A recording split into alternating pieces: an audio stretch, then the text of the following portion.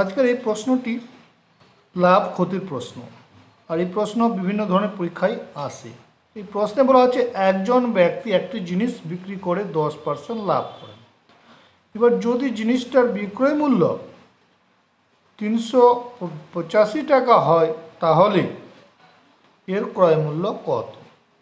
বলছে একজন লোক একটা জিনিস 385 টাকায় বিক্রি করছে, তাতে তার 10% লাভ হয়েছে। কত? 385 টাকায় বিক্রি করছে জিনিসটা, তাতে লাভ হচ্ছে 10%। এবার বলছে এর ক্রয় মূল্য কত? এ, বি, সি এবং ডিতে দেওয়া আছে। যাক, তাহলে এটা কী করবো? এটা আমরা দুইভাবে করতে পারি। যেমন দেখো, এটা লাভ সবসময় আমাদের কি করতে হয়, যে ক্রয় মূল্যের উপর করতে হয়।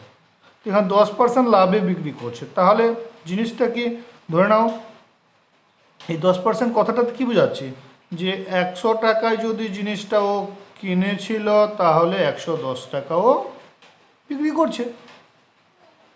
আর এবার জিনিসটা আসলে 110 টাকায়ও বিক্রি করে নাই, জিনিসটা বিক্রি করছে কি 385 টাকায়। এটা শতকরা লাভের কথা বলছে, তাহলে 385 টাকায় জিনিসটা বিক্রি করেছে, তাহলে ও কত দামে কিনেছিল সেটা আমরা এইভাবে করতে পারি। তাহলে এইভাবে যদি করি তাহলে কি হবে, তো এটা আমাদের কি করব, এখানে ধরে নেব যে এক্স, তাহলে এটাকে এক্স ধরে আমরা করতে পারি। তাহলে কি হবে, এক্স ইকুয়াল টু, সুতরাং অ্যাকচুয়াল কী হবে, তাহলে 110 টাকায় বিক্রি হলে ক্রয় মূল্য হচ্ছে 100, এবার ওইদিকে যদি করি, এবার 385 টাকায় যখন বিক্রি করছে তার ক্রয় মূল্য কত? অবশ্যই দামটা যখন বিক্রয় মূল্য বেড়ে গেছে ক্রয় মূল্য বাড়বে, তাহলে বড় দিয়ে গুণ। তো এটা আমরা এভাবে লিখে নেব 1, তারপরে এখানে এটাকে বড় দিয়ে গুণ মানে 385 দিয়ে গুণ আর 110 দিয়ে ভাগ, তাহলে এটা কাটাকাটি। তাহলে 11 কে 11, 11 × 33 বাজে 5, 11 বাজে 55, কত হলো 35, 10 এ 350।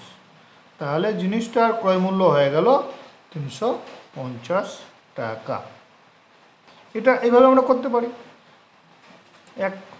অন্যভাবে যদি এটা আমরা করতে চাই, অন্যভাবে আরও সহজ পদ্ধতি, যেমন ফর্মুলা আছে, সেই ফর্মুলা কি, যে ক্রয় মূল্য নির্ধারণের একটা ফর্মুলা আছে, সেটা কি, সে ক্রয় মূল্য সমান সমান সবসময় কী হয়, ওই ফর্মুলা দিয়ে যখন করি আমরা যদি করতে চাই, তাহলে ক্রয় মূল্য সমান সমান কী হয়, যে বিক্রয় মূল্য অর্থাৎ সিপি বা ক্রয় মূল্য, সেটা হচ্ছে কি, যে বিক্রয় মূল্য অর্থাৎ SP into 100/100 plus profit percentage, কি প্রফিট পার্সেন্টেজ, এরকম একটা ফর্মুলা, এই ফর্মুলা দিয়েও করতে পারি।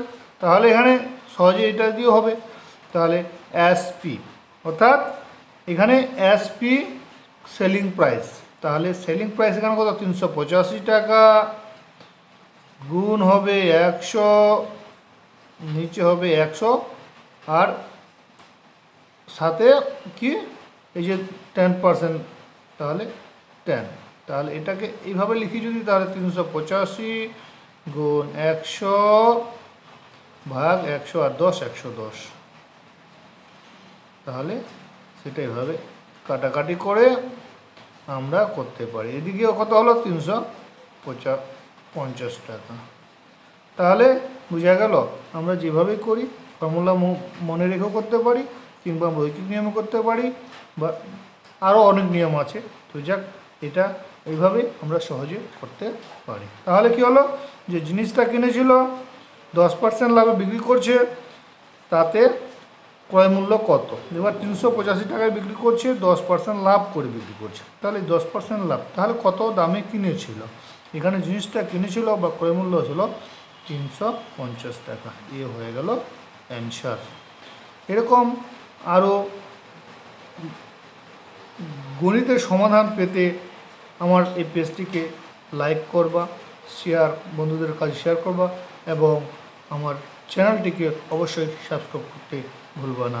আর তোমাদের পছন্দ মতো গণিত পেতে আমার এখানে কমেন্ট করে জানাবে, নিজেদের সুবিধা মতো বিষয়টাকে তুলে মানে এখানে জানাবে, আর আমি সেই বিষয়টা সমাধান করে তোমাদের কাছে শেয়ার করব।